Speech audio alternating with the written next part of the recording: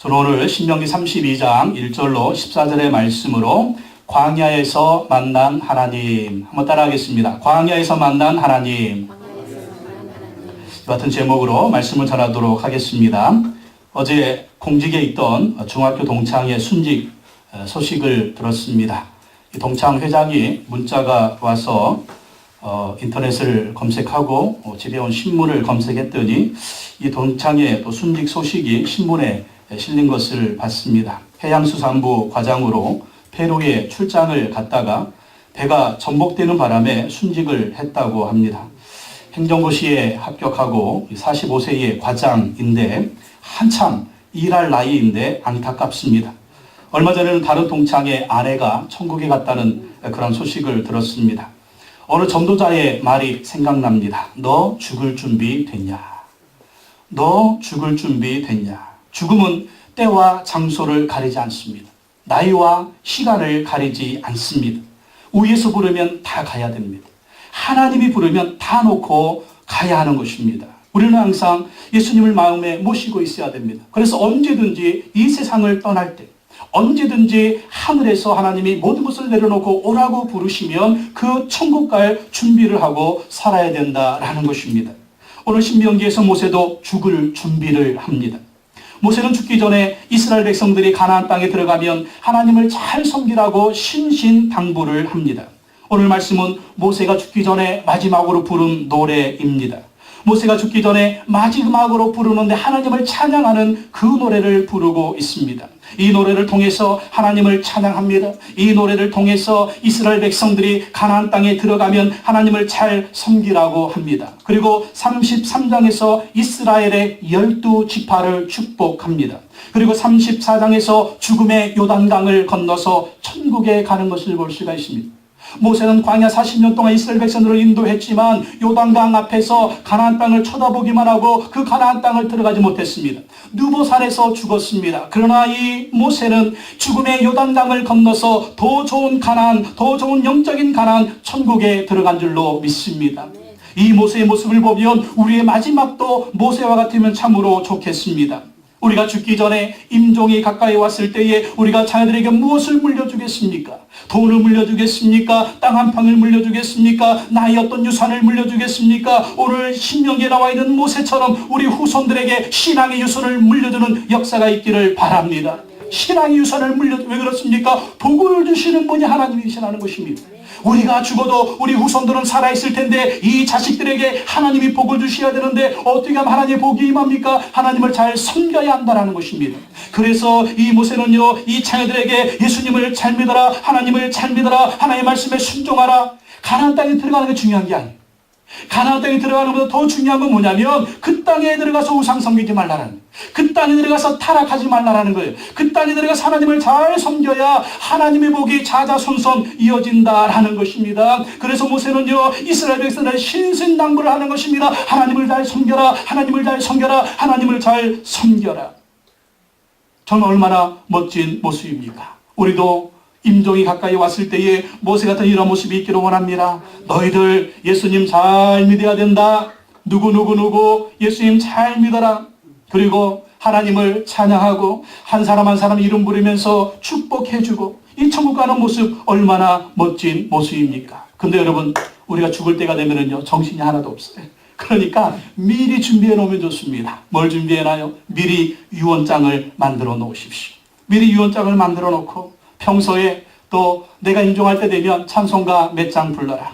누구야 유언장 읽어라. 그리고 누구야 이 찬송가 몇 장 펴서 다 찬양해라. 그리고 누구 이렇게 축복한다. 그렇게 이름을 불리면서 축복하면서 임종을 맞이하면 죽음입니까? 그때 천국문이 열리는 것입니다. 너희들 예수님 잘 믿고 천국에서 다시 만나자. 이렇게 우리의 마지막이 준비된다면 얼마나 좋습니까? 여러분, 우리가 기록을 해놔야 돼요. 유언장도요, 다 기록을 해놓고, 찬송가도 다 기록을 해놓고, 축복하는 말씀도 다 기록을 해놓으면, 그럼 자식들이 얼마나 좋아하겠습니까? 오늘 신명기 말씀도 보시고, 이거 모세가 다 기록해놨기 때문에 우리가 읽고 있는 거예요. 모세가 다 기록해놨기 때문에 정말 모세의 마지막을 우리가 볼 수가 있는 것입니다. 근데 모세는요, 오늘 1절에서 3절 말씀 보세요. 모세는 마지막으로 이 이스라엘 자손들한테, 후손들한테 뭘 주느냐? 하나님의 말씀을 줍니다. 왜 하나님의 말씀을 줄까요? 그 하나님의 말씀이 살리는 말씀이라는 것입니다. 생명의 말씀이라는 것입니다. 하나님이 복을 주시는 말씀이라는 것입니다. 1절로 3절 말씀 다 같이 한번 읽어보겠습니다. 시작. 하늘이여 귀를 기울이라. 내가 말하리라. 땅은 내 입의 말을 들을지어다. 내 교훈은 비처럼 내리고 내 말은 이슬처럼 맺히나니 열한 풀 위에 가는 비 같고 채소 위에 단비 같도다. 내가 여호와 이름을 전파하리니 너희는 우리 하나님께 위엄을 돌릴지어다. 하늘이여 귀를 기울이라. 내가 말하리라. 땅은 내 입의 말을 들을지어다. 지금 모세가 어떤 말을 합니까? 2절에 내 교훈은 지금 모세가 말하는 거, 모세가 얘기하는 거 무슨 얘기하는 거예요? 하나님의 말씀을 얘기하고 있어요. 근데 그 말이, 그 교훈이 뭐라고요? 2절에 보면 내 교훈은 비처럼 내리고, 비. 내 말은 이슬처럼 맺히나니, 이슬. 연한 풀 위에 가는 비 같고 채소 위에 단비 같도다. 단비 같도다. 왜 이런 말을 할까요? 즉 이스라엘 백성들이 어디를 40년 돌았어요? 광야를 40년 돌았습니다. 사막입니다. 햇빛 쨍쨍 내리쬐는 사막입니다. 이 사막을 40년 돌았어요. 40년 광야를 돌면서, 사막을 돌면서 그들에게 가장 필요한 게 뭡니까? 바로 물이죠. 물이 없으면요, 하루 이틀 여러분 물 안 먹고 살아보십시오. 금식하면 한 며칠 살아요. 근데 물을 먹지 않으면 사는 게 이게 정말 어려운 것입니다. 그렇기 때문에 이 사막에서 생명의 단비가 필요한 것입니다. 생명의 물이 필요한 것입니다. 바로 하나님의 말씀이 사막에서 우리 가운데 생명을 주는 오아시스와 같은 그런 생명수라는 거예요. 그렇기 때문에 우리가 이 세상을 살면서 우리가 무엇이 있어야 되느냐? 하나님의 말씀이 있어야 돼요. 그 말씀을 듣고 읽고 순종하며 나가면 그 말씀이 나를 살린다라는 것입니다. 이스라엘 백성들이 광야 40년을 도는 동안, 그 사막을 도는 동안 하나님이 날마다 먹을 물을 주셨어요. 먹을 양식을 주셨어요. 그 이유가 무엇입니까? 너희들이 먹고 사는 것이 무엇으로 사는 것이냐? 하나님의 말씀으로 살라는 것입니다. 하나님의 말씀이 생명수라는 것입니다. 하나님의 말씀이 양식이라는 것입니다. 그래서 신명기 8장 2절로 3절에 보면 내 하나님 여호와께서 이 40년 동안에 내게 광야길을 걷게 하신 것을 기억하라. 이는 너를 낮추시며 너를 시험하사 내 마음이 어떠한지 그 명령을 지키는지 지키지 않는지 알려 하심이라. 너를 낮추시며 너를 줄이게 하시며 또 너도 알지 못하며 내 조상들도 알지 못하던 만나를 내게 먹이신 것은 사람이 떡으로만 사는 것이 아니요 여호와의 입에서 나오는 모든 말씀으로 사는 줄을 내가 알게 하려 하심이니라. 사람이 떡으로만 사는 것이 아니라는 것입니다. 하나님의 입에서 나오는 그 말씀으로 살아야 된다는. 우리 인생 살아봤잖아요. 다 알잖아요. 밥만 먹고 살 수 있나요? 먹고 배부르다고 만족함이 있나요? 원하는 것을 다 소유했다고 만족함이 있나요? 왜 그렇게 유명한 사람들이, 왜 그렇게 잘난 사람들이, 왜 그렇게 부족함이 없는 사람들이 왜 자살을 하고 타락하고 공허함에 빠집니까? 그것으로 만족할 수가 없다라는 거예요. 바로 하나님의 말씀이 우리에게 생명인 줄로 믿습니다. 그래서 모세가 이스라엘 백성들에게 하나님의 말씀을 전해주는 것입니다. 하나님의 이름을 전수하는 것입니다. 본문에서 먼저 모세는 광야에서 만난 하나님을 노래합니다. 광야에서 만난 하나님. 여러분 모세 일생을 보십시오. 모세가 120살을 죽었습니다. 40년은 어디서 살았어요? 바로의 궁궐에 살았습니다. 그때 하나님 만났습니까? 못 만났습니다. 그리고 미디안 광야에서 몇 년 살았습니까? 40년을 살았습니다. 그 광야 끝자락에서 모세가 하나님을 만납니다. 그 이스라엘 백성들을 이 애굽에서 탈출시켜서 가나안의 40년의 여정 가운데 이 광야에서 40년의 여정을 지나면서 가나안 땅으로 인도해요. 그러니까 모세가 하나님을 만나고 경험한 것은 어디에서? 광야였습니다. 그래서 모세가 만난 하나님은 바로 광야에서 만난 하나님이라. 여러분 인생은 광야입니다. 오늘 혹시 광야를 걷고 계신 분은 안 계십니까? 모세가 광야에서 하나님을 만났어. 모세가 광야에서 하나님을 만났더니 모세가 광야에서 죽었나요? 모세가 광야에서 실패했나요? 모세가 광야에서 망했나요? 그 광야가 하나님을 만났더니 기적의 현장이 됐습니다. 절망의 광야가 희망의 광야가 됐다라는 거예요. 여러분 광야 하루 이틀 물이 없고 양식이 없으면 죽을 텐데 40년을 거뜬하게 살았어요. 120살이 됐는데 팔팔해가지고 그때까지 이스라엘 백성들을 인도하면서 주의 사역을 감당한 것을 볼 수가 있습니다. 할렐루야. 여러분들도 120살까지 사시기를 예수님의 이름으로 축원합니다. 병들어 살면 저주야. 건강하게 팔팔하게 살다가 주님 부르시면 주에 가기를 예수님의 이름으로 축원합니다. 아멘. 권사님 120살까지 기대하겠습니다. 어떻게 해야? 하나님을 만나야 돼. 하나님과 함께 해야 돼. 그러면 광야가 기적의 현장이 될 줄로 믿습니다. 광야에서 만난 하나님, 어떤 하나님이었습니까? 첫째로 광야에서 만난 하나님은 반석 같은 하나님입니다. 따라합시다. 반석 같은 하나님. 신명기 32장 4절 말씀 다 한번 읽어보겠습니다. 4절 시작. 그는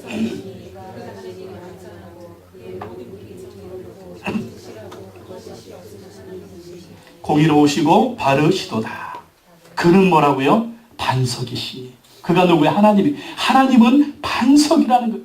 하나님은 반석이시니 그가 하신 일이 완전하고 그의 모든 길이 정의롭고 진실하고 거짓이 없으신 하나님이시니 공의로우시고 바르시도다. 여러분, 반석이 뭡니까? 반석은요, 커다란 바위입니다. 커다란 바위, 흔들리지 않는 바위, 요동하지 않는 바위라는 거예요. 이 바위, 하나님은 하나님을 잡고 의지하는 자들에게 바로 반석, 큰 바위가 된다는 것입니다. 반석은 완전하지 않고 안전하고 변하지 않고 움직이지 않고 영원한 피난처가 되는 것을 의미합니다. 여러분, 왜 하나님을 반석이라고 그럴까? 왜 큰 바위라고 그럴까? 지금 이스라엘 백성들이 어디를 지나왔어요? 광야를 40년 지나왔습니다. 사막을 40년 지나. 사막에는 뭐가 있어요? 모래가 있죠. 모래는 이리 날리고 저리 날리는 것입니다. 근데 그 사막에, 그 광야에 큰 바위가 있다. 큰 바위가 있다 그러면 이 바위는 뭐가 되냐면요, 피난처가 되는 것입니다. 이 모래가 이리 날리고 저리 날리고 반석은 튼튼하게 고정되어 있어. 이 사막에서, 광야에서 햇빛이 쨍쨍 내려지면요, 너무나 덥대요. 반석에 딱 피하면 햇빛을 피하는 그늘막이 되는 것입니다. 또 밤에는요, 해가 지면은 요즘 날씨 똑같아요. 요즘은 햇빛이 쨍쨍 내려지잖아요. 근데 밤 되면 어떻게 해요? 얼마나 추워요. 이 광야는요, 사막은요, 이 해가 지면 엄청 춥대. 근데 반석 밑에, 바위 밑에 딱 들어가면 그 반석이, 바위가 낮에 받은 그 태양빛의 온기 때문에 따뜻하다는 것입니다.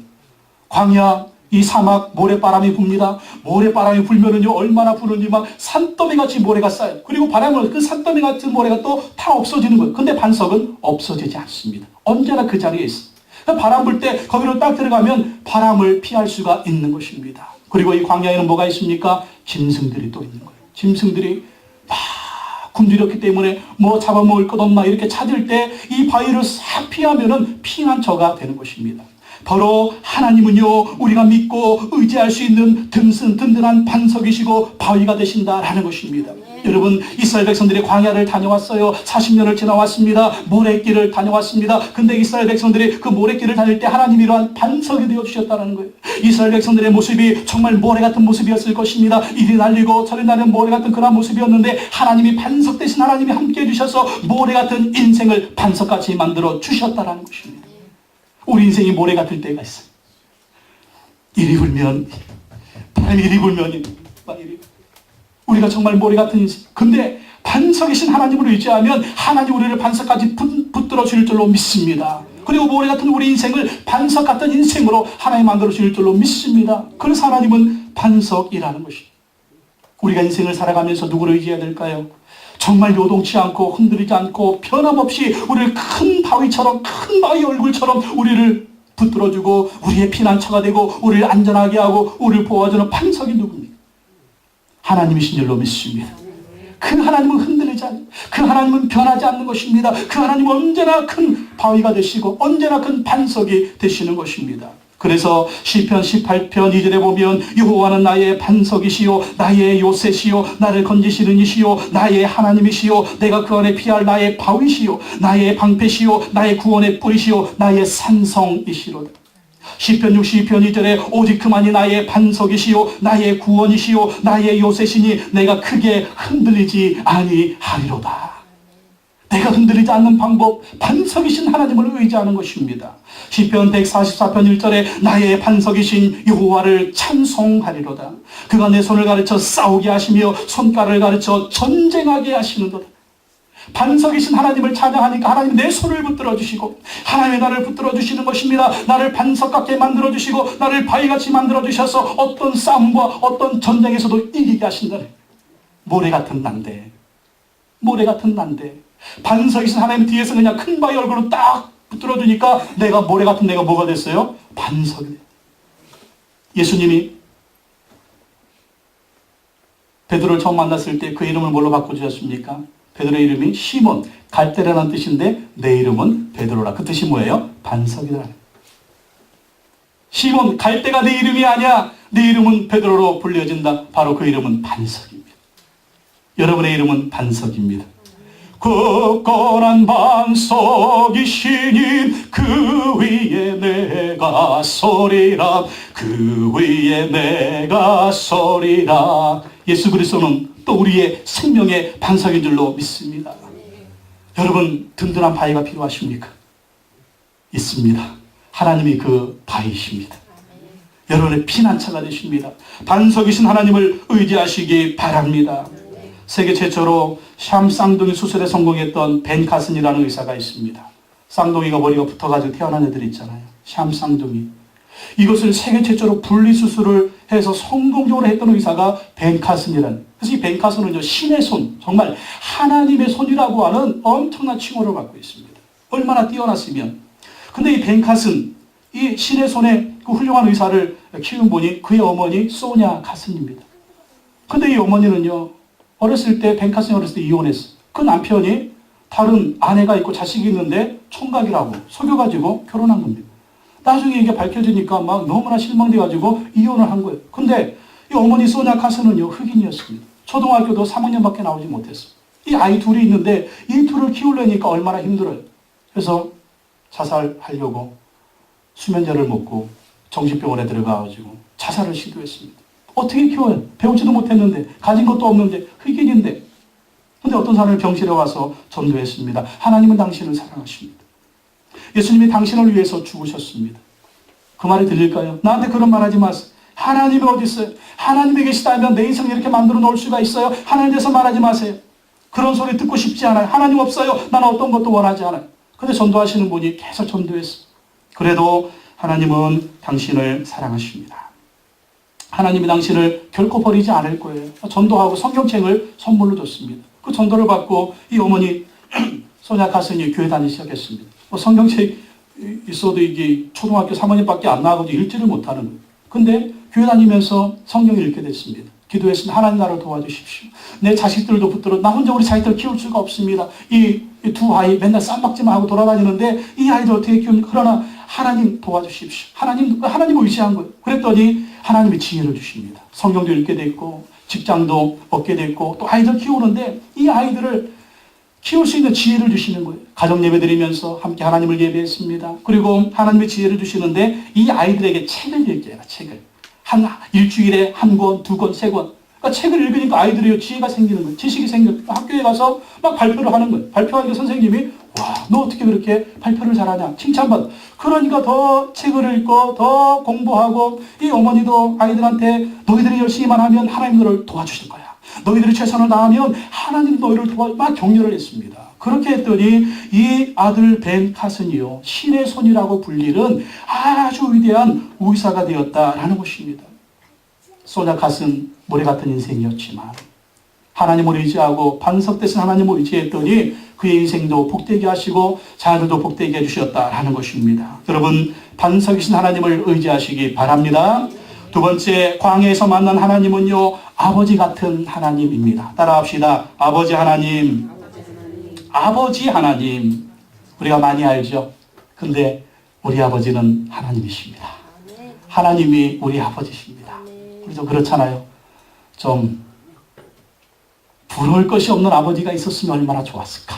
이런 생각도 하지만, 그러나 우리 아버지가 누구냐? 하나님이 우리 아버지라는 거예요. 여러분 32장 6절 말씀 보십시오. 6절 한번 다 같이 읽어보겠습니다. 시작. 그는 내 아버지시요 너를 지으신 이가 아니시냐? 그가 너를 만드시고 너를 세우셨도다. 여호와 하나님은 누구라고요? 그는 내 아버지시다. 하나님은 내 아버지시다. 내 아버지. 너를 지으신 이가 아니시냐? 그가 너를 만드시고 너를 세우셨도다. 우리 육신의 아버지는 연약해도요, 우리가 섬기는 영적인 아버지 하나님은요, 이분은 위대하신 하나님이다 라는 것입니다. 하나님은 이스라엘 백성들의 아버지가 되십니다. 이스라엘을 지으셨습니다. 이스라엘을 만드셨습니다. 이스라엘을 세워주셨습니다. 이스라엘을 번성하게 하셨습니다. 광야에서 그들을 인도해 주셨습니다. 가나안 땅으로 인도해 주셨어요. 아브라함을 선택하시고 너의 후손이 하늘의 별과 같이 바닷가의 모래같이 많을 것이며 이 가나안 땅을 얻게 될 것이다. 약속하신 대로 하나님이 이루어 주셨다라는 것입니다. 이스라엘 자손을 번성하게 하셨습니다. 이 가나안 땅을 주셔서 살게 하신 것입니다. 하나님이 놀라운 축복을 그들에게 주신 것입니다. 하나님은요, 사랑으로 우리를 돌보시는 자상한 아버지이십니다. 우리를 세상에 보내신 분이 누굴까요? 하나님 아버지십니다. 오늘 우리가 어떻게 살고 있을까요? 하나님의 은혜로 사는 것입니다. 앞으로 우리가 어디 가게 될까요? 하나님 앞으로 갈 것입니다. 이분이 하나님이에요. 또 하나님 우리를 사랑하셔서 우리를 구원해 주시려고 그의 하나밖에 없는 독생자 예수 그리스도를 우리에게 주셨습니다. 예수님 십자가에 죽어주심으로 우리에게 죄사함을 주시고 하나님의 자녀됨의 축복을 허락해 주셨습니다. 아들을 아끼지 아니하시고 주신 아버지 하나님께서 얼마나 더 좋은 것들을 우리에게 주기를 원하시겠습니까? 그래서 우리가 인생을 살아가면서 아버지 도와주세요. 언제든지 아버지 하나님께 여러분 도움을 구하십시오. 아버지 도와주십시오. 여러분, 우리 아버지들 가장으로서, 이 부모로서 이 가정을 책임지고 또 자녀들을 책임지고 키우고 나갈 때 얼마나 힘이 듭니까? 애들이 막 달라고 하죠. 과자 사주세요. 뭐 해주세요. 뭐 해주세요. 뭐 해주세요. 그럼 아버지는 막 그냥 뭐 해줄 의무가 있는 거예요. 그냥 뭐 없어도 그냥 뭐 어떻게 해서든지 자식한테 해주려고 하잖아요. 우리에게는 또 아버지가 있습니다. 하나님 아버지신 줄로 믿습니다. 힘들고 지치고 곤고할 때 하나님 아버지께 구하시기 바랍니다. 그러면 좋은 것으로 우리에게 주시고 우리 인생을 붙들어 주실 줄로 믿습니다. 마태복음 7장 7절로 11절에 구하라 그리하면 너에게 주실 것이요 찾으라 그리하면 찾아낼 것이요 문을 두드리라 그리하면 너에게 열릴 것이니 구하는 이마다 받을 것이요 찾는 이가 찾아낼 것이요 두드리는 이에게 열릴 것이니라. 너희 중에 누가 아들이 떡을 달라 하는데 돌을 주며 생선을 달라 하는데 뱀을 줄 사람이 있겠느냐. 너희가 악한 자라도 좋은 것으로 자식에게 줄 알거든 하물며 하늘에 계신 너의 아버지께서 하늘에 계신 너희 아버지께서 구하는 자에게 좋은 것으로 주시지 않겠느냐. 아무리 세상에서 망나니도요 지 자식이 달라고 하면 좋은 것을 줍니다. 어떤 범죄자도 어떤 악한 죄를 진 자도 지 자식한테는 좋은 걸 주려고 해요. 하물며 하늘에 계신 우리 아버지께서 구하는 자에게 좋은 것을 주시지 않겠느냐. 좋은 것을 주시 하나님께 구하시기 바랍니다. 하나님이 이스라엘에게 이 아버지처럼 놀라운 축복을 주셨습니다. 근데 이스라엘은 어떻게 했다고요? 하나님 앞에 불순종했습니다. 하나님의 말씀 어기는 거예요. 자꾸 우상을 섬기는 거예요. 원망하고 불평하는 거예요. 그래서 하나님의 징계를 받기도 했지만 이 하나님은 이스라엘 결코 버릴 수가 없었습니다. 왜? 아버지니까.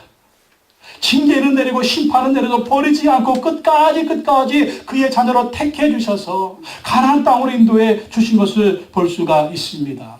우리도 하나님을 아버지로 삼으면서 하나님을 아버지로 섬기면서 그분의 말씀에 순종해야 될 줄로 믿습니다. 우리가 하나님을 기쁘시게 하는 자녀가 되어야 돼요. 하나님을 기쁘시게 하면 하나님이 복의 복을 주실 줄로 믿습니다. 미국의 테네시주의 한 작은 마을에 벤 후퍼라는 아이가 태어났습니다. 체구가 몹시 작고 아버지가 누구인지 모르는 아이였습니다. 아이가 태어났는데 이 엄마가 아버지가 누군지를 몰라요. 그러니까 약간 이상하게 태어난 거죠. 아이가 컸을 때 동네 사람들은요 쟤하고 놀지 마. 아버지가 누군지도 모르는데 쟤하고 놀지 마.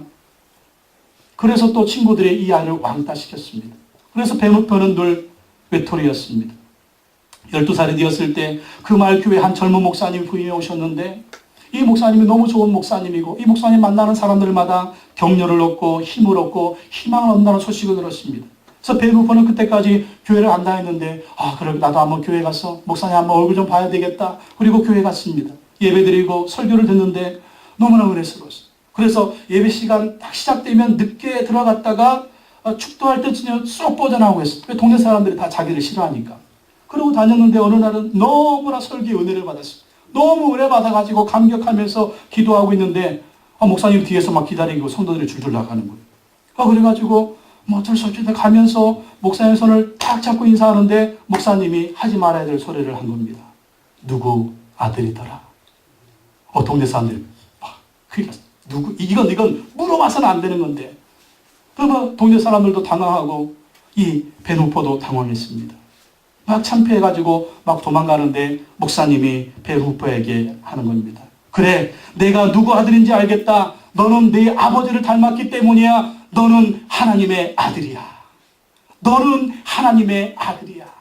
막 도망가는데 베누포야, 하나님의 아들답게 훌륭한 사람이 되어야 된다. 하나님의 아들답게 훌륭한 사람이 되어야 된다. 그리고 베누포가 세월이 흘러 성장했는데 바로 테네시주의 주지사가 되었습니다. 테네시주의 주지사가 되면서 베누포는 이런 말을 했습니다. 그때 그 목사님을 만나서 내가 하나님의 아들이라는 말을 했던 그날이 바로 테네시주의 주지사가 태어난 날입니다. 너는 하나님의 아들이야. 여러분, 그렇습니다. 하나님이 우리의 아버지이신 거 믿으시기 바랍니다. 따라합시다. 내 아버지는 하나님이다. 하나님은 내 아버지다. 나는 하나님의 아들이다. 여러분, 당당하게 사시기 바랍니다. 아버지가 청와대에 있는 분들 보면 막 당당하게 살잖아요. 아버지가 기업의 회장인 분들 보면 막 당당하게 살잖아요. 우리 아버지는 하늘의 주인이시고 땅의 주인이십니다. 당당하게 사시기 바랍니다. 세 번째, 광야에서 만난 하나님은요, 독수리 같은 하나님입니다. 따라합시다. 독수리 같은 하나님. 32장 10절에서 12절 말씀 보십시오. 다시 한번 읽어보겠습니다. 10절에서 12절 시작. 여호와께서 그를 황무지에서 짐승이 부르짖는 호위하시며 보호하시고 자기의 눈동자같이 지키셨도다. 마치 독수리가 자기의 보금자리를 어지럽게 하며 자기의 새끼 위에 너풀거리며 그의 날개를 펴서 새끼를 받으며 그의 날개 위에 그것을 엎는 것 같이 여호와께서 홀로 그를 인도하셨고 그와 함께한 다른 신이 없었도다. 하나님이 이스라엘 백성들을요, 애굽에서 탈출시켜서 광야 40년의 여정 가운데 그들을 인도하시고 가나안 땅으로 인도하시는데 어떻게 인도하셨다고요? 11절에 보면 마치 독수리가 하나님 이스라엘 백성들을요, 독수리처럼 인도했다는 것입니다. 독수리처럼 인도했다는 거예요. 10절 말씀 보십시오. 여호와께서 그를 황무지에서, 광야 40년의 황무지에서 짐승이 부르짖는 광야에서 만나시고 호위하시며 보호하시며 자기의 눈동자같이 지키셨. 자기의 눈동자. 여러분, 우리 신체에서 가장 가까운 게 뭘까요? 눈입니다. 눈동자같이 지키셨. 마치 독수리가 자기의 보금자를 어지럽게 하며 자기의 새끼 위에 너풀거리며 그의 날개를 펴서 새끼를 받으며 그의 날개 위에 그것을 엎는 것 같이 여호와께서 홀로 그를 인도하셨고 그와 함께한 다른 신이 없었도다라는 것. 하나님 이스라엘을 독수리같이 인도하셨다라는 것입니다. 여러분, 독수리는요, 둥지를 지을 때 높은 곳에 짓습니다. 그리고 둥지를 쫙 이게 모양을 만드는데 뭘로 만드냐면요, 가시를 갖다가 뭘로? 찔레 가시 같은 거. 이 가시 같은 걸로 동그랗게 이 집을 만들어 놓습니다. 그러니까 이 바닥이 가시예요. 이 옆에도 막 가시입니다. 가시로 둥지를 만든 다음에 토끼나 쥐 같은 것을 잡아먹고 가죽으로 그 가시우를 덮습니다. 그런 다음에 이 새, 닭이나 꿩이나 이런 새들을 잡아먹고 또 그 위를 깃털로 푹신푹신하게 덮는 것입니다. 그리고 알을 낳고 새끼를 키웁니다. 이 새끼들은요, 푹신푹신한 이 털 위에 있지만 어디에서 태어났냐면 가시의 둥지 위에 있는 것입니다. 그리고 어미 독수리가 이렇게 봐서 이 새끼들이 이제 성장했잖아요. 많이 컸잖아요. 그러면은 날개로 막 파닥파닥거려가지고 둥지 위에 있는 깃털을 다 날려버립니다. 그리고 그 둥지에 있는 가죽들을 다 날려버리고 그 둥지에 뭐가 남겠어요? 가시만 나요. 가시만 있으니까 새끼들이 거기에 있을 수가 있습니까? 없죠. 없으니까 막 가시가 이렇게 있으니까 이 독수리가 이 나의 등에 엎여라. 그러면 새끼들이 막 가시 있는 데가 싫으니까 어미 그 등 위로 올라가면 그때부터 이제 역사는 시작됩니다. 독수리가 독수리처럼 하늘로 쫙 올라간 새끼들을 그냥 확 떨어뜨리는 거예요. 확 떨어뜨려요. 그럼 어떻게 됩니까? 할렐루야, 어머니, 아버지, 나 좀 살려주세요. 엄마가 막 파닥거리겠어. 뭐가 되는 거예요? 독수리 날개가 되는 것이에요. 독수리 날개. 그러면 밑으로 쫙, 어떤 놈은 막 이러고, 어떤 놈은 막 떨어져요. 그러면 쫙 내려가면, 그 다음은 어떻게 해요? 또 밑에 있는 아빠 독수리가 쫙, 탁 어깨에 받아가지고 또 쫙 쫙 올라갑니다. 그러면 또 쫙 올라갔다가 쫙 떨어뜨리면 그냥 막 이러면서 독수리들은 독수리 날개가 되고요. 그리고 이 창공을 비상하는 그러한 독수리가 되고 또 어떤 독수리는 이 기류를 타는 그런 연습을 하는 것입니다. 그래가지고 이것을 통해서 독수리가 되는 것입니다. 그래서 2시간, 3시간 이 공중의 기류를 타면서 공중을 날 수 있는 독수리가 되는 거예요. 그래서 하나님이 이스라엘 백성들을요 이렇게 인도했다라는 것입니다. 어떻게? 독수리같이 인도했다라는 거예요. 독수리같이 보호했고 독수리같이 낳았고 그리고 독수리같이 하나님이 이스라엘 백성들을 강하게 키웠다라는 것입니다. 여러분 우리가 광야를 걸을 때가 있어요. 왜 그럴까요? 하나님 우리를 독수리 만드시려고요. 우리 인생에 가시 같은 것이 막 있을 때가 있어요. 왜 그럴까요? 우리 인생을 독수리같이 만들려고 하시는 거예요. 따라합시다. 나는 독수리다. 나는 참새가 아니다. 나는 독수리다. 독수리같이 키우려면 독수리같이 훈련시키는 겁니다. 참새는 얼마나 올라갈 수 있을까요? 네? 여러분 참새가 한 100m 올라갈 수 있을까요? 독수리는요 1000m, 2000m로 올라가는 거예요. 올라가서 공중에서 비상하는 겁니다. 그래서 독수리가 독수리 되는 것입니다. 하나님은요 우리가 독수리 같은 사람 되기를 원하십니다. 참새가 되지 마라, 병아리가 되지 마라, 독수리가 되라는 것입니다. 그래서 광야를 밀어넣으시고 환난 가운데 밀어넣으시고 가시밭을 걷게 하시고 고통을 주시고 천국을 막 쫙 올라갔다가 쫙 언제는 참 우리 인생이 그래요. 막 올라가는 것 같은데 어느 순간 또 막 떨어지고 있어. 막 떨어지고 있습니다. 그러나 절대 죽지는 않습니다. 또 와서 쫙 받아주시는 것입니다. 그걸 통해서 하나님이 우리를 독수리같이 새롭게 하시는 것을 믿으시기 바랍니다. 하나님은 독수리예요. 그의 자녀 우리도 독수리입니다. 그래서 우리 맷집이 세져야 됩니다. 어떤 훈련도 따라 하십시오. 하나님이 나를 독수리로 만드는 과정이다. 설교를 준비하면서 이 얘기가 내 얘기다. 이 얘기가 내 얘기다. 여러분은 뭐 저를 보실 때 여기에서 4년만 아실 거예요. 여기에서의 4년. 4년의 시간도 하나님이 우리를 독수리처럼 훈련시켰다고 생각을 합니다. 근데 저의 인생은 더 앞으로 더 가봐야 됩니다. 21살 때 이제 신학교를 다니면서 이제 교육전사를 그때부터 시작을 했으니까 그때부터 하나님이 저를 독수리처럼 만들기 시작했어요. 실패가 다가 아니에요. 우리 뜻대로 안 된 거 그게 다가 아닙니다. 독수리로 만드는 여정입니다. 실패를 실패라고 말하지 마십시오. 내 뜻대로 안 됐다고 절망하지 마십시오. 하나님이 나를 독수리처럼 만들었다는 이런 모습으로 어디에 내놔도요 삽니다. 독수리같이 연단을 받았다고 생각해 보십시오. 어디 가든 살아요. 사막에 나도 살고 산후에 나도 살고 광야에 나도 사는 거예요. 왜? 훈련받고 연단 받았으니까. 육주강의하고 특공대하고 이거 훈련이 틀려요. 놀라운 능력이 많은 것입니다. 그래서 하나님이 연단시키셨다. 이 독수리 같은 하나님 날마다 바라봐야 됩니다. 시편 103편 1절로 5절에 내 영혼아 여호와를 송축하라. 내 속에 있는 것들아 다 그의 이름을 송축하라. 내 영혼아 여호와를 송축하며 그의 모든 은택을 잊지 말지어다. 그가 내 모든 죄악을 사하시며 내 모든 병을 고치시며 내 생명을 파멸해서 속량하시고 인자와 궁유로 관을 씌우시며 좋은 것으로 내 소원을 만족하게 하사 내 청춘을 독수리같이 새롭게 하시는 도다. 내 청춘을 독수리같이 새롭게 하신다는 것입니다. 청춘이 누굽니까? 하나님 바라보는 자는 다 청춘인 줄로 믿습니다. 10살이든 20살이든 50이든 70이든 80이든 100살이든 하나님 바라보는 자는 다 청춘이에요. 왜? 하나님이 청춘같이 새롭게 독수리같이 새롭게 하시기 때문입니다. 이사야 40장 31절에 오직 여호와를 앙망하는 자는 새 힘을 얻으리니 독수리가 날개치며 올라간 같이 될 것이요 다른 박질하여도 곤비하지 아니하겠고 걸어가도 피곤하지 아니하리로다. 여호와를 앙망하는 자는 독수리같이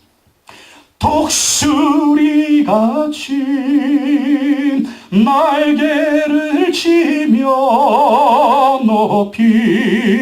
더 높임 푸른 창공 나르네 뛰어가도 고단치 않고 걸어가도 피곤치 않네. 여러분 인생이 고단하십니까? 인생이 피곤하십니까? 하나님을 바라보십시오. 주님이 새 힘을 주실 줄로 믿습니다. 독수리 같은 새 힘을 주실 줄로 믿습니다. 여러분 독수리가요 한 80을 산답니다. 80년을 사는데 40년이 되면 독수리가 이게 완전히 그냥 석고처럼 굳어진대요. 발톱도 석고처럼 굳어져서 짐승을 잡을 수가 없고 눈도 잘 보이지가 않고 이 부리도 잘 안 된답니다. 그래서 40년이 되면 독수리는 완전히 새롭게 한답니다. 그래서 산속에 깊은 곳에 가지고요 발톱을 다 뽑아버린대요. 발톱을 다 뽑아버리고 또 이 깃털을 다 뽑아버린답니다. 깃털을 다 그리고 바위에다가 막 이 부리를 막 이렇게 내리쳐가지고 피가 철철 나면서 또 부리를 다 뽑아버린답니다. 그리고 나서 이 한 40일 동안 아무것도 먹지 않으면서 태양만 바라본 태양만. 40일 동안 안 먹으면 굶어 죽으니까 친구 독수리들이 먹을 것을 갖다 준답니다. 그리고 40일 동안 태양만 바라보고 있으면 깃털이 새로 나고 발톱이 새로 나고 또 부리가 새로 나와가지고요 바로 새로운 독수리가 된대요. 근데 그게 얼마나 힘들겠어요. 깃털 뽑는 거 얼마나 힘들겠어요. 이 발톱 뽑는 거 얼마나 힘들겠어요. 이 부리를 뽑아내는 거 얼마나 힘들겠어요. 근데 그렇게 해야만 또 40년을 살 수가 있는 거예요. 그래서 태양 바라보고 있다가 40일이 지나면 완전히 새로운 독수리가 되어서 40년을 또 살게 된다고 합니다. 여러분 우리 인생도 이렇게 마찬가지. 어떤 요리를 가지고 열심히 하고 뛰다가 지칠 때가 있어. 그때 누구를 바라봐야 될까요? 다 내려놓고 하나님 바라봐야 될 줄로 믿습니다. 어떤 때는 주여 하면서 기도하지만 어떤 때는 주여 할 힘도 없어요. 그때 기도 안 해. 그냥 주여 안 해도 돼요. 그냥 잠잠히 하나님만 바라보고 있으면 하나님의 성령을 우리 가운데 임하셔서 독수리같이 새롭게 우리 인생을 만들어 줄 줄로 믿습니다. 여러분 작년에 그 K-POP3에서 정말 가창력 대단하게 나왔던 그 호녀라 이미셸 자매 여러분 기억 혹시 아십니까? 이미셸 자매. 이 미셸 자매가요 아버지는 흑인 군인이었고 어머니는 한국 사람인데 태어났을 때 부모님이 이혼해버린 그 아빠는 미국으로 가버리고 이 엄마가 이 호녀라인 미셸과 그 남매들을 키운 겁니다. 뭐 지금도 좀 그런 게 있지만 또 옛날에는 얼마나 또 그 호녀라들 그 저기가 심했습니까? 이게 막 좀 안 좋은 얘기하면서 그러니까 학교에 가도 애들 막 놀리는 거예요. 막 뭐라고 막 놀리니까 너무 상처받고 왕따 되고 그래서 학교를 안 다녔대요. 몇 년 동안? 8년 동안. 아니 초등학교, 중학교, 고등학교를 다녀야지 뭐 애들이 왕따시키고 놀리니까 학교를 안 다닌 거예요. 8년 동안. 8년 동안 학교를 안 다니니 또 마음이 어떻겠습니까? 그러다 어느 날 크리스마스 때 교회를 가게 됐어요. 교회 갔더니 너무 좋은 거예요. 예수님 믿은 거예요. 또 교회 가니까 뭐가 있어요? 찬양팀이 있는 거예요. 성가대가 있는 거예요. 거기서 노래하니까 너 실력이 또 얼마나 좋아요. 그래가지고 막 열심히 예수님 믿고 또 하나님 의지하면서 하나님 나를 도와주세요. 그러면 식구들 같이 교회를 다니게 된 겁니다. 그러니까 이 마음에 또 꿈이 생겼어. 내가 가수가 돼야 되겠다. 그래가지고 중학교, 고등학교를 안 나왔으니까 어떻게 해요? 교회 선생님이 너 꿈을 가져라. 너 노래 실력이 있으니까 가수가 되라. 그렇게 격려해줘가지고 검정고시를 봤는데 6개월 만에 중학교 과정, 고등학교 과정에 검정고시를 패스했다. 그리고 나서 동아방송대학교에 들어간 실용음악과에 들어가가지고 거기서 이제 날개를 다는 거죠. 그리고 나서 K-팝에 출연한 거예요. 그 K-팝에 출연해가지고 거기서 뛰어난 가창력. 사실 뭐 우리 악동 뮤지션 그 아이들도 선교사 자녀지만 보면 이 톱10, 이 K-팝의 톱10은 다 크리스찬들이에요. 다 크리스찬들이에요. 교회 가는 애들이 막 끝발 나뉘는 거예요. 왜? 어렸을 때부터 교회 그 찬양의 음악이 젖어 사니까 애들이 완전히 그냥 뭐 음악은요 그냥 교회가 꽉 차고 있는 것 같아요. 그래가지고 K-팝을 하면서도요 그 이제 합숙훈련 하잖아요. 합숙훈련 하면 기도 모임 만들었답니다. 뭐 거의 다 교회 다니기 뭐 거의 다 예수님 기도 모임 만들어가지고 함께 기도하고 함께 예배드리면서 또 K-팝을 준비를 했대요. 그렇게 했답니다. 미셸 자매는 간증을 한대요. 하나님 빼놓고는 내 인생을 얘기할 수가 없습니다. 예수님을 빼놓고는요 내 인생을 얘기할 수가 없습니다. 8년을 학교를 안 다녔어. 절망했어. 희망이 없었어. 어느 크리스마스 날 교회 갔다가 예수님 믿고 꿈을 갖고 지금 정말 열심히 성공적인 그리고 미래를 향해서 나가고 있지 않습니까? 여러분 하나님은 독수리 같은 하나님이십니다. 그리고 그의 자녀들을 독수리같이 키우십니다. 진짜 지쳤습니까? 내 인생이 참새 같습니까? 하나님을 바라보십시오. 하나님 의지하십시오. 하나님 우리를 독수리처럼 연단시키시고 우리를 독수리처럼 사용해 주실 줄로 믿습니다. 기도하겠습니다. 하나님 아버지 감사합니다. 모세가 광야에서 만난 하나님, 반석 같은 하나님이었습니다. 아버지 같은 하나님이었습니다. 독수리 같은 하나님이었습니다. 하나님 우리 인생이 모래 같습니다. 반석이신 하나님, 우리 인생을 큰 바위같이 요동치 않는 반석으로 만들어 주시옵소서. 하나님 우리 아버지가 되십니다. 우리는 고아가 아닙니다. 우리는 버림받지 않았습니다. 하나님 우리 아버지가 되십니다. 아버지 하나님을 더욱더 의지하여 나갈 수 있는 우리가 되게 하여 주시옵소서. 하나님은 독수리같이 이스라엘 백성들을 인도하여 주셨습니다. 그리고 이스라엘 백성들을 독수리같이 만들어 주셨습니다. 하나님 우리 인생도 독수리 같기를 원하십니다.